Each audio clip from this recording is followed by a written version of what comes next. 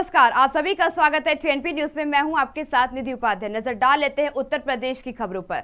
CM योगी ने सीतापुर जिले में स्थित नैमिष धाम को संवारने के लिए अधिकारियों को निर्देश दिए हैं। बता दें कि प्रदेश में काशी, अयोध्या और मथुरा के तर्ज पर अब सीतापुर जिले में स्थित नैमिष धाम को भी खूबसूरत बनाया जाएगा।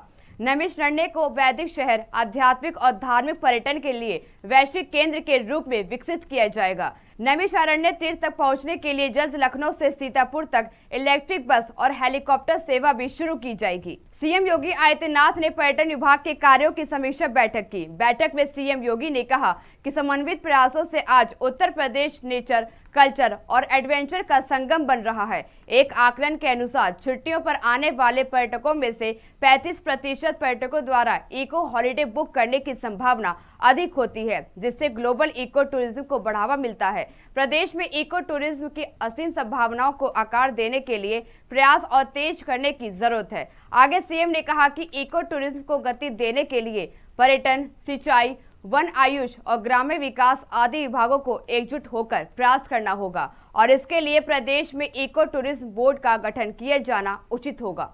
यूपी में एटा के नया गांव थाना क्षेत्र के निवासी यामीन सिद्दीकी और मुख्यमंत्री योगी आदित्यनाथ के प्रशंसक ने थाने में लिखित शिकायत दी थी कि ईद की नमाज पढ़कर लौटने के दौरान कस्बे के 2 लोगों ने उसे जान से मारने की धमकी दी है। शिकायत दर्ज कराने के कुछ देर बाद पुलिस ने जांच पड़ताल शुरू कर दी। जांच में पुलिस ने यामीन को ही दोषी ठहराते हुए जेल भेज दिया। इस दौरान यामीन ने पुलिस पर पीटने और निष्पक्ष कार्रवाई न करने का आरोप लगाया है। यामीन ने कहा कि रविवार सुबह वह कस्बे में ईदगाह पर नमाज पढ़ने के लिए गया था। नमाज पढ़ने के बाद वापस लौट रहा था, तभी रास्ते में 2 लोगों ने घेर लिया। योगी का प्रशंसक बनने पर धमकी दी। मुख्यमंत्री के लिए भी अभद्र भाषा का प्रयोग किया गया। गाली देते हुए कहा कि अगर दोबारा मस्जिद के आसपास दिखाई दिया तो उसे जान से मार देंगे। जब मैं नमाज पढ़ने के लिए ईदगाह गया, उधर से वापसी आ रहा था, इतने में लाला वारसी सनौफ साबुद्दीन सिद्दीकी ने मुझे पीछे से गाली दी और बोला ये बहुत बड़ा योगी भक्त है और माननीय योगी आदित्यनाथ जी के लिए भी अब शब्द का प्रयोग किया और मुझसे कहा कि अब तू मुस्लिम नहीं है।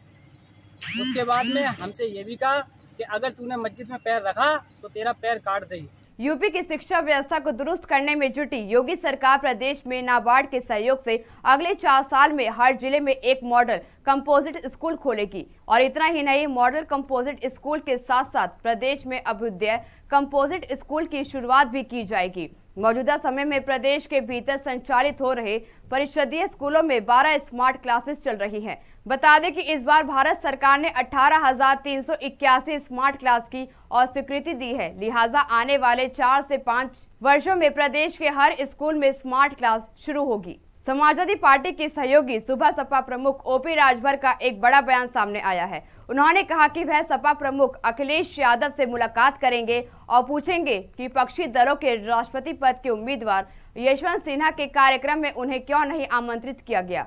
बता दें कि राष्ट्रपति चुनाव के लिए मतदान में सुबह सपा की भूमिका को लेकर असमंजस बना हुआ है। पार्टी प्रमुख ने अभी तक अपने पत्ते नहीं खोले हैं और इसी बीच बीजेपी से उनकी नजदीकी की अटकलें भी तेज हो गई हैं। यह भी कयास लग रहे हैं कि राष्ट्रपति चुनाव में ओपी राजभर सपा से दूर हो सकते हैं।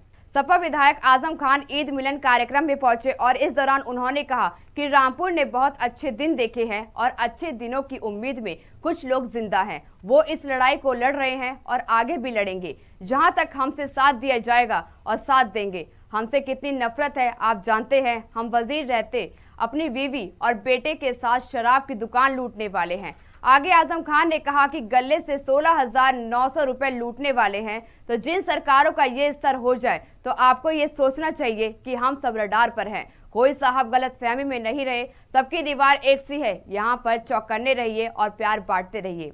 आगे कहा कि बिजली वाले बिना कानून का लिहाज करे लोगों के घर में घुस जाते हैं। चुनाव में पुलिस खड़े होकर मोटरसाइकिल वालों से पैसा उगाती है और कहती है कि तुम इसी के काबिल हो। ये सुनकर तकलीफ होती है। वक्त तो चला एक छोटे से ब्रेक का। आप बने रहिए टीएनपी न्यूज के साथ। टीएनपी न्यूज एक हिंदी भाषी न्यूज चैनल है। टीएनपी ग्रुप का मूल उद्देश्य ग्रामीण क्षेत्र के युवाओं को पत्रकारिता का ज्ञान और कौशल प्रदान करना है। अधिक जानकारी के लिए विजिट करें हमारी वेबसाइट tnpnews.in या grameenreporter.com।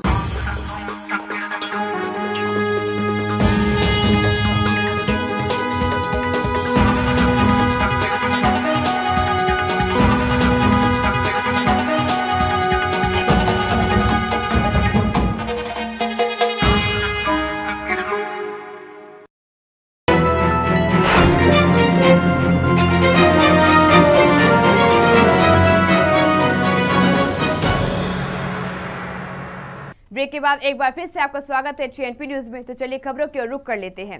काशी विश्वनाथ मंदिर परिसर में स्थित ज्ञानवापी श्रृंगार गौरी प्रकरण में कल कोर्ट में फिर से सुनवाई होगी। बता दें कि अभी केस की मेरिट पर सुनवाई चल रही है।